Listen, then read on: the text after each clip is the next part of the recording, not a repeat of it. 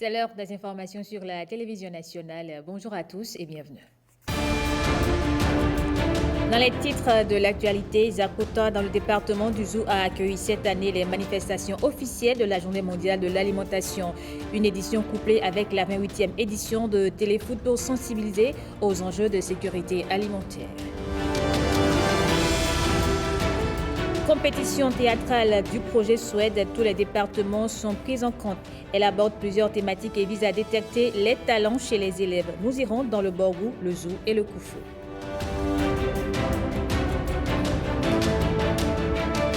Et puis au Nigeria, le nombre de victimes de l'accident de camion survenu mardi dernier est revu à la hausse. Nous irons ensuite en Turquie et en Russie pour les informations à l'international.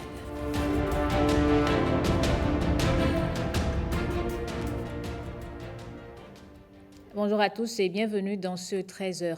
Le 16 octobre dernier marquait la journée mondiale de l'alimentation au Bénin. C'est la commune de Zakota, dans le département du Zou, qui a accueilli les manifestations officielles. La célébration est couplée avec la 28e édition de Téléfoot pour mettre en lumière les problématiques de malnutrition et sensibiliser aux enjeux de la sécurité alimentaire. Les précisions avec Pierrette Anayossi.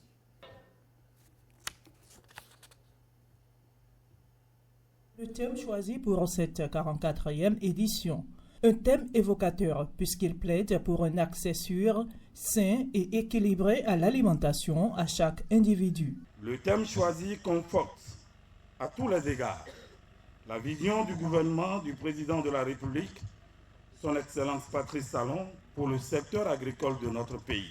En effet, la mise en œuvre du plan stratégique de développement du secteur agricole dont l'horizon est pour 2025, et des plans nationaux d'investissement agricole et de la sécurité alimentaire nutritionnelle PENIASAN a permis de doter cette vision d'une boussole et d'importantes ressources financières pour engager plusieurs actions porteuses de résultats très appréciables. Le Bénin a adhéré aussi à l'initiative Main dans la main de la FAO. D'ici l'année prochaine, le pays pourra participer au Forum mondial des investisseurs organisé par la FAO afin de financer le développement des filières prioritaires à fort potentiel agricole qui seront retenues dans le cadre de cette initiative en vue d'améliorer la sécurité alimentaire et de réduire la pauvreté dans les ménages des zones ciblées. Justement, dans des zones ciblées dans le monde, plus de 730 millions de personnes n'ont pas les moyens de s'alimenter sainement selon la FAO. Une situation exacerbée par les défis liés au changement climatique. Et pour relever ce défi que représente l'éradication de la faim et de la malnutrition, depuis 2017, la Journée mondiale de l'alimentation se célèbre conjointement avec la campagne du Téléfoot pour une collecte de fonds pour l'alimentation. Mon souhait, le plus ardent, est que la présente édition permette de relever de façon substantielle le niveau de contribution de notre pays. À l'occasion, les lauréats du concours de réalisation de posters dans le cadre de la journée ont été primés. Les meilleurs groupements de femmes ont reçu des équipements. L'ONG Jeunes Volontaires pour l'Environnement a réussi le pari pour la protection de l'environnement à Djougou grâce au fonds de résilience de l'ambassadeur des États-Unis. Dans la mise en œuvre du projet, des groupements de femmes ont bénéficié de biodigesteurs pour leurs activités. L'ambassadeur a fait le déplacement pour assister à l'inauguration à Soubroko, un village de l'arrondissement de Djougou 1. Les détails avec Jean-Claude James. Le joyau mis en service en présence du partenaire est conçu pour la gestion et la fourniture de l'électricité. Le biodigesteur réalisé ici à Soubroko, mais aussi à Barienou et à Serou, suivant les objectifs de Djougou Green Resilience. Nous avons 3 différents groupements que nous avons accompagnés avec un biodigesteur de 8 mètres cubes. Ici, nous sommes avec les femmes transformatrices d'Anakad de Soubroko, mais également pour les femmes transformatrices de Serou, qui transforment le soja en fromage, et les femmes également de Monet dans Barienou ont également eu un biodigesteur. Elles transforment le karité en beurre. Mais à côté de ça, nous avons fait énormément d'activités de sensibilisation sur les pratiques agricoles durables, sur les pratiques éco-responsables, sur la lutte contre l'extrémisme violent. Donc, nous avons formé plus de 100 jeunes, nous en avons plus de 120, à l'éco-entrepreneuriat ou au green business. Par ma voix, nous vous disons merci et que nous C'est un nouveau pas encourageant dans la lutte. Cette action s'inscrit dans le cadre d'un effort plus large des États-Unis visant à prévenir les conflits et à promouvoir la stabilité dans le nord du Bénin et dans les pays du littoral de l'Afrique de l'Ouest. Je tiens à remercier le responsable du projet de l'ONG JVE. Nous nous engageons à travailler avec des partenaires locaux au Bénin qui partagent nos idéaux, notre passion et notre vision d'un Bénin fort et pacifique.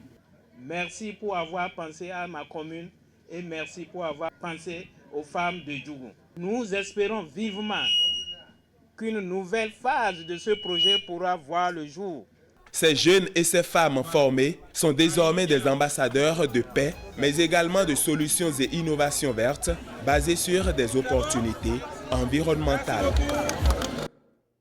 Suite à une opération conjointe entre le service régional de lutte contre la fraude Borgo à Libori et le bureau de surveillance du territoire douanier, près de 642 plaquettes de produits illicites ont été interceptées. L'opération se passe à Malanville. Le récit des faits avec Ossinia Deleke et Judicaël Aïna. C'était aux environs de 23h30 de ce mercredi 16 octobre 2024 dans la commune de Malanville que ce véhicule immatriculé TG 7979 à Ins a été intercepté par les forces douanières dans cette localité. La fouille de ce véhicule a révélé une cargaison impressionnante de 642 plaquettes de psychotropes soigneusement conditionnées dans 8 grands sacs. La saisie de ces produits illicites est faite par le service régional de lutte contre la fraude du Borgo à Libori. Et ceci, en appui avec la police républicaine dans cette localité. Le véhicule et les substances illicites sont placés sous scellé au commissariat d'arrondissement de Malanville. Cette saisie qui illustre la détermination des douanes et des forces de sécurité béninoises à combattre le fléau du trafic de drogue représente un coup dur pour les réseaux criminels opérant dans le nord du pays. Le colonel Rodrigue Alofa et ses équipes poursuivent ainsi leurs efforts pour sécuriser les frontières et protéger la population des effets dévastateurs de ces substances dangereuses. L'école supérieure de management ESM Bénin récompense et honore ses meilleurs élèves. Pour s'être démarqués par leurs différentes réalisations, ils ont reçu des ordinateurs portatifs et des motos. La cérémonie de remise avec Mathieu Sokeno et Gloria Oni.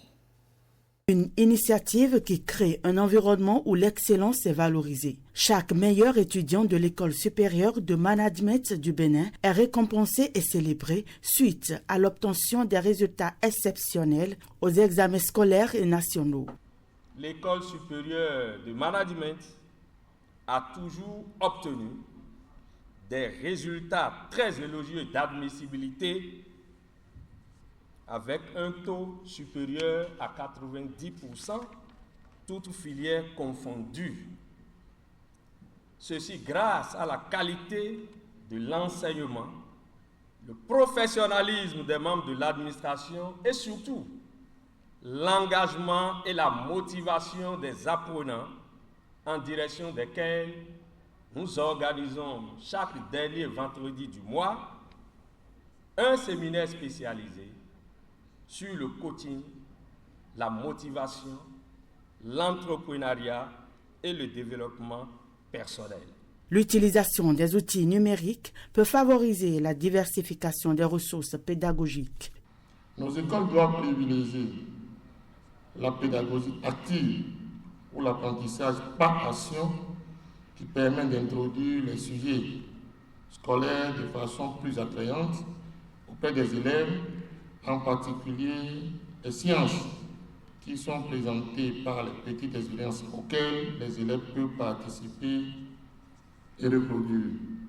Des approches qui peuvent transformer le système éducatif en un espace dynamique, inclusif pour plus de performance au sein des apprenants.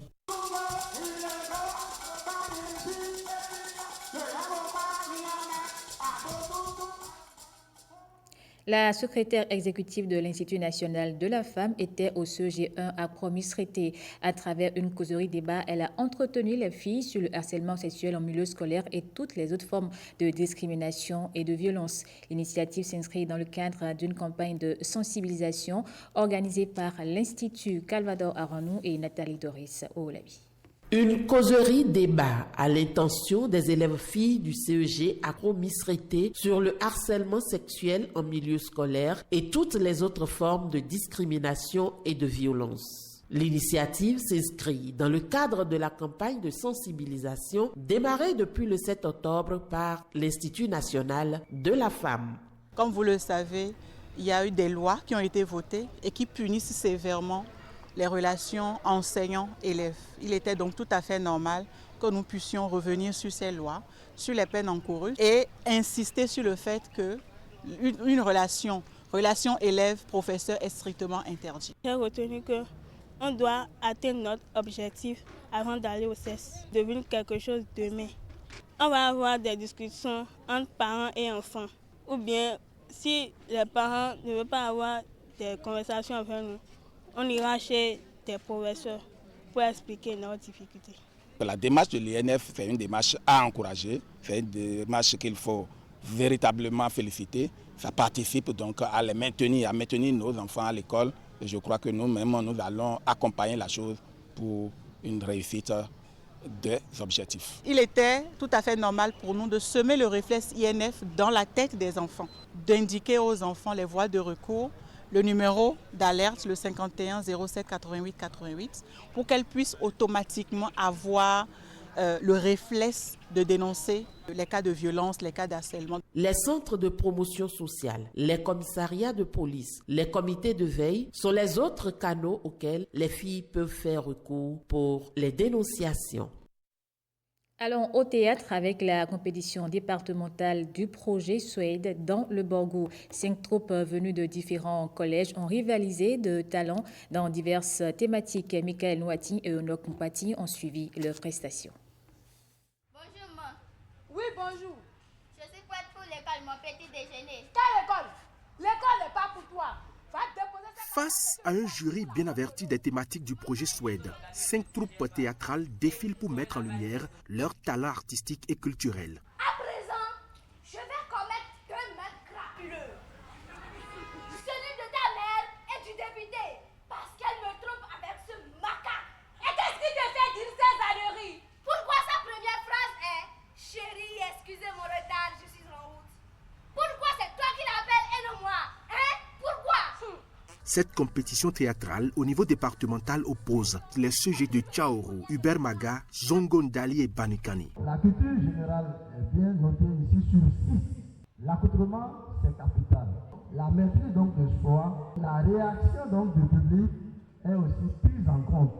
Pour finir, la sortie donc de la scène est également notée sur 1 point. Au terme de cette épreuve intense, c'est le CEG Zongo qui s'en sort vainqueur. Ses membres devront représenter le Borgo au niveau national.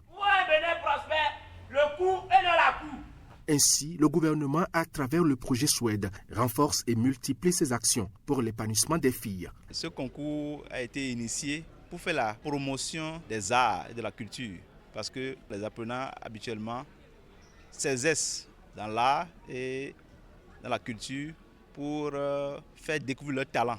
Et c'est pourquoi le projet Suède a initié cette activité pour promouvoir ces classes récréatives et culturelles et en même temps pour faire une sensibilisation de masse au niveau des établissements scolaires, au niveau de nos populations sur les thématiques phares du projet Suède Bénin. Les thématiques abordées dans cette compétition sont proposées par le projet Suède. Elles portent sur l'autonomisation de la femme et la scolarisation des filles. Tu fais quoi?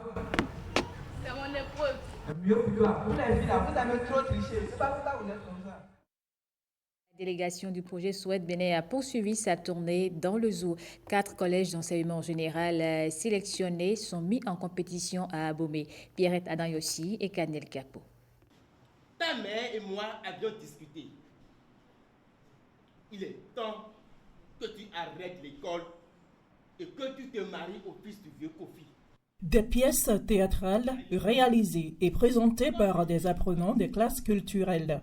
Je veux choisir mon propre destin. L'école est ma voie vers l'indépendance, vers la réalisation de mes rêves. Les thèmes abordés sont divers. Scolarisation et autonomisation des filles. L'accès aux soins de santé reproductive. Si tu faisais bien tes toilettes, ou bien si tu avais bien tes dessous, tu éviteras les infections. On ne sera pas là. Grossesse non désirée en milieu scolaire. Je suis sorti avec plusieurs autres hommes avant mon arrivée. Et tu me parles de grossesse et mon avenir à moi. Sors de chez moi! Stop aux violences faites aux filles. Des thématiques du projet Swed Bénin, mises en scène par ces apprenants des classes culturelles du zoo.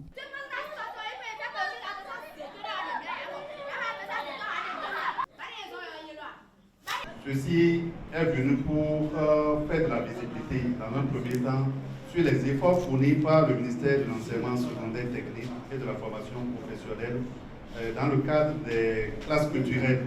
Dans le sport, on voit plus d'action, mais dans les autres disciplines, il manque de moyens pour faire de la visibilité, pour révéler les talents que regorgent les différentes classes sociales de notre pays. Sans la classe culturelle, on n'aurait pas ce résultat. Et puis, nous qui sommes les artistes d'hier, je pense qu'on peut mourir en paix parce que la relève, elle est assurée. À terme, les classes culturelles du CEG 1 de Boikon tirent leurs épingles du jeu et remportent ainsi cette victoire d'étape. L'objectif, c'est de faire tout possible pour promouvoir la gente féminine. Ce sont des filles d'aujourd'hui, femmes de demain. Et je suis très contente, très fière d'eux, parce que ça va donner, ça va vraiment donner. Je vais juste remercier d'abord dans un premier temps la Banque mondiale qui a mis le financement à la disposition du Bénin pour la mise en œuvre des activités du projet Swed Bénin et saluer le leadership de Madame le ministre des Affaires sociales et de la microfinance, Madame Véronique Toye-Folly, qui ne ménage aucun effort pour nous accompagner dans tout ce que nous sommes en train de faire. Après cette étape du zoo, la délégation prend la direction des départements du Monokoufo avant la phase nationale. Nous allons justement nous rendre dans le Koufo. Dans ce département, les élèves des 5 communes ont pris part à ce concours théâtral du projet Swed sous les regards de Evariste Azomaron et Samirat Chabimane.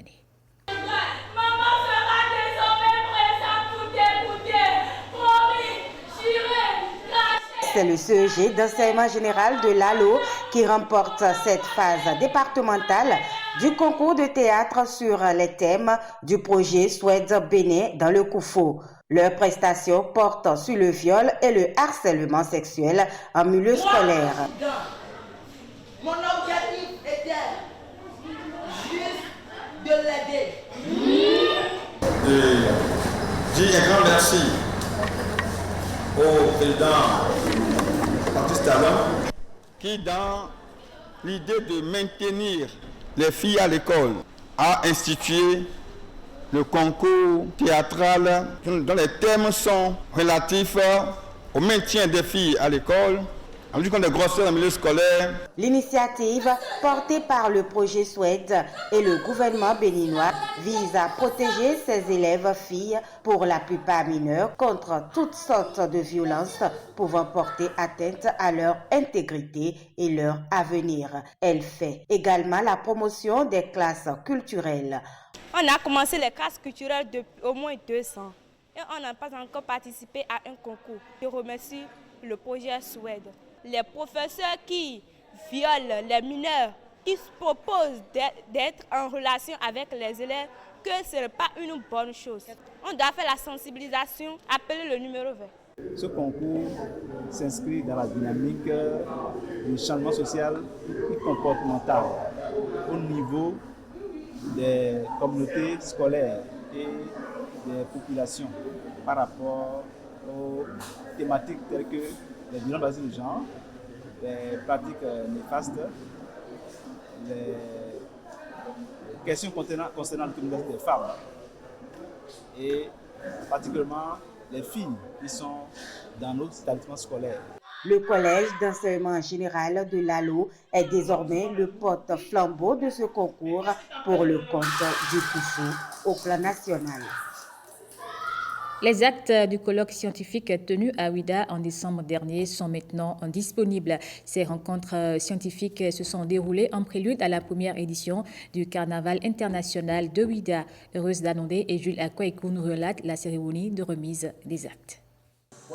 9 mois déjà que le Carnaval international de Ouidah, CIO, s'est refermé. Toutefois, le comité scientifique est toujours à pied d'œuvre. Il vient de produire les actes du colloque scientifique tenu en prélude au Carnaval proprement dit.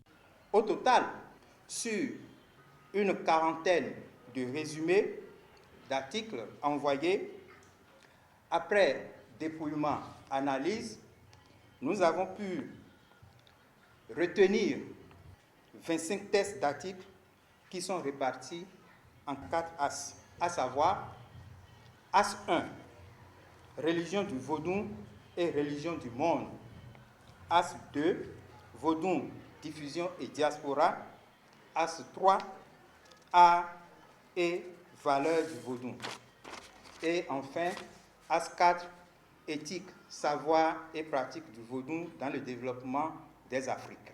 C'est heureux qu'une quarantaine de scientifiques venus d'une trentaine de pays qui ont le vaudou en commun et en partage parlent du vaudou et le compilent dans un document que nous allons diffuser. Ce document ira dans les milieux universitaires, ira rencontrer la presse nationale et internationale. Le document va voyager et parler du vaudou vu par les gens du vaudou.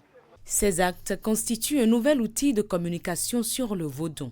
MTN Bénin est le premier réseau mobile à soutenir l'initiative. La première fois qu'un réseau GSM privé s'est engagé à accompagner un projet privé portant sur de la religion. MTN nous a accompagnés, nous tenons à le remercier et à savoir que les choses ont du succès dans leur mode et dans leur forme de croyance. Si MTN doit continuer à avoir son succès, qu'il continue d'accompagner le vaudou. Parce que MTN s'exprime sur la terre du vaudou.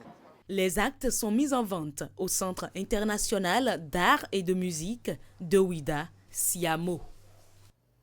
Au sport, dans le cadre des préparatifs des matchs de championnat 2025, la section masculine de l'équipe Énergie Basketball Club a livré un match amical contre l'équipe Renaissance Basketball Club. Une rencontre qui compte aussi pour les éliminatoires de la saison 2025. Ayeloudou Amoussou, Blaise Adampo et Bénédicte Possou. C'est l'heure de la rentrée pour la session masculine d'Énergie Basketball Club. Après une longue préparation à Accra et à Lomé, les électriciens sont de retour sur le parquet du Hall des Arts. Pas pour le championnat national, mais pour un match amical. L'adversaire en face, c'est Renaissance BBC. Score final 68-60 en faveur des vice-champions du Bénin. Leur performance, mi-figue, mi-raisin. Il y a encore beaucoup de réglages à faire. Mais il faut déjà qu'on puisse choisir parmi eux les 15 qui vont animer le championnat. L'équipe adverse est au top comme d'habitude, c'est les vice-champions parce que ça joue bien, il y a beaucoup de mouvements, les joueurs à droit. Donc c'est toujours un plaisir de jouer contre eux. C'est une bonne équipe de l'Énergie. Certes, on a perdu, mais le coach et le détenant, ils sont un peu voir ce qui a marché, ce qui n'a pas marché. Donc nous promettons de nous améliorer et de revenir plus fort avant le début du championnat en février. Énergie BBC enregistre ainsi sa 6e victoire en 7 matchs de préparation.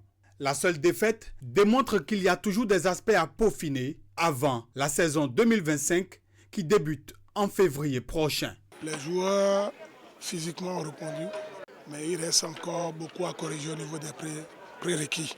Avec 3 ou 4 semaines, on va essayer de corriger ça. Vous allez constater que c'est plus les nouveaux joueurs que les anciens. Donc c'est tout juste pour essayer de les rôder, pour qu'ils essaient de s'appliquer, de s'accaparer des tactiques de groupe, offensifs comme défensifs. Ces matchs, ça nous permet d'exécuter nos systèmes de jeu. Là maintenant, on a vu nos erreurs, des trucs qu'on doit travailler encore en entraînement. On va se mettre au pas pour la saison. Pour la saison 2025, Énergie Basketball Club compte jouer les premiers rôles et aller au-delà. Le club vise le titre de champion du Bénin qui lui a échappé en 2024. L'épanouissement des jeunes d'Akpakpa préoccupe le PDG de Nobila Investment Group. Il a noué un partenariat avec le promoteur du centre communautaire EIA. Les deux ont décidé de construire 2 terrains modernes multisports à Sénandé. La pose de la première pierre dans l'enceinte de l'école primaire publique Sénandé 2 avec Alexis Seglément et Blaise Adampo. Cette sortie des classes sera sans doute un moment inoubliable pour les élèves de l'école primaire publique Sénandé 2 d'Akpakpa. Moment marqué par ces images d'un joyau bientôt déployé ici. Dans les prochaines semaines, plus d'herbes sauvages ici, mais plutôt 2 terrains multisports à fière allure. Ma joie, elle est immense.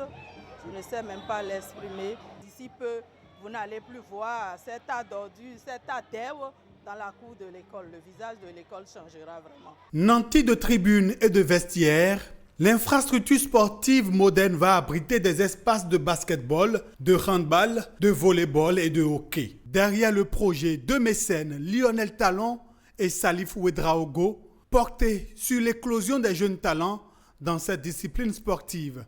Pour soutenir ce rêve, ils engagent Nobila Investment et le centre communautaire EIA dans la concrétisation du joyau sportif en faveur de l'EPP Sénandé 2. En concrétisant ce projet aux côtés du lycée Lionel Talon et du centre EIA, nous affirmons une fois de plus notre fierté d'être une entreprise engagée et citoyenne pour qui l'impact social est une priorité. Nous estimons que le sport, la culture sont vraiment des leviers incontournables de développement et il est très important que nous puissions compter sur les autorités publiques mais aussi sur les partenariats privés comme celui dont nous bénéficions aujourd'hui pour pouvoir élargir notre impact et vraiment faire une différence dans la vie de notre jeunesse, ce qui pour nous est la seule raison pour laquelle aujourd'hui EIA existe. À travers vos actions, pour montrer à tous que l'impact social est tout aussi important que les affaires. Je vous félicite pour votre vision et votre engagement qui témoignent de votre attachement à la ville de Cotonou et à ses habitants. L'initiative est rare, pas étonnant qu'elle ait mobilisé foule. Que ce projet-là soit un projet qui va trouver jour d'ici peu de temps. C'est un gros cadeau que font Nobila Investment et le centre communautaire EIA, le PP Sénandé 2. La joie de son inauguration début 2025 se lit déjà chez les écoliers.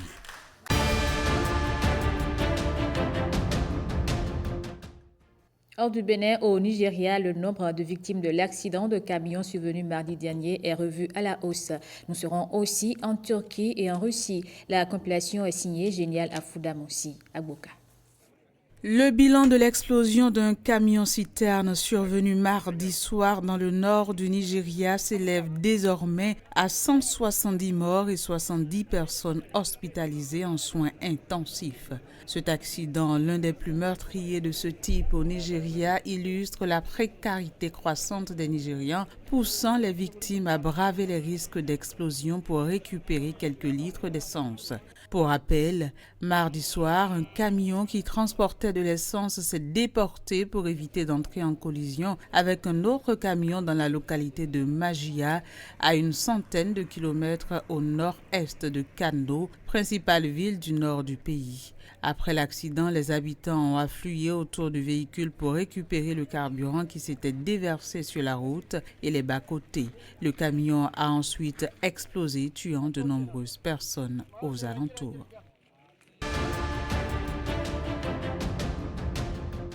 Le ministre turc des Affaires étrangères accueille la 3e réunion de la plateforme de coopération régionale du Caucase du Sud à Istanbul. Hakan Fidan y rencontre ses homologues russes, iraniens, arméniens et azerbaïdjanais. Les ministres ont ensuite été accueillis par le président turc Recep Tayyip Erdogan. Le président russe Vladimir Poutine déclare qu'il ne compte pas se rendre au sommet du G20 au Brésil, sommet prévu pour les 18 et 19 novembre, pour ne pas, dit-il, perturber ce sommet alors qu'il est sous le coup d'un mandat d'arrêt de la Cour pénale internationale.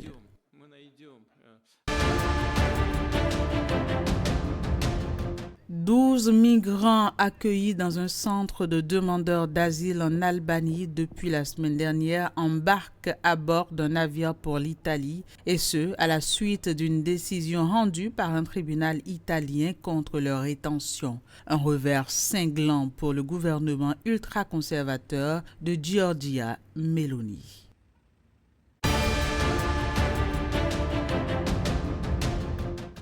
Et c'est la fin de ce journal. Merci à vous de l'avoir suivi.